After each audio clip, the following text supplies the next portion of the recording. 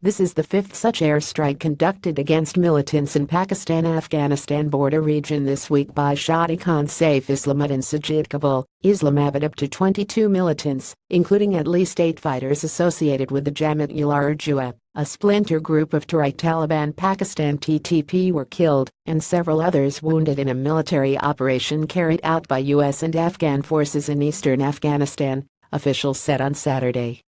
Atullah Kachiyani, spokesman for the provincial government in Nangarhar, told Anadolu agency the airstrike was carried out in the Laupur district of the province bordering Pakistan's restive tribal belt. He said 15 local Pradesh rebels and 8 Pakistani militants were killed in the fifth such raid in as many days. Bordering Pakistan's federally administered tribal areas Fata, the southern parts of Nangarhar province of Afghanistan are believed to be the strongest bastions of the Pradesh fighters' origins in the country.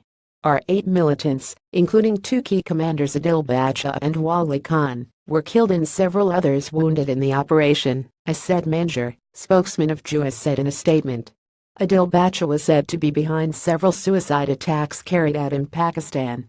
The statement further said that the Afghan forces had killed 6 other commanders in recent operations carried out in Nangarhar last month.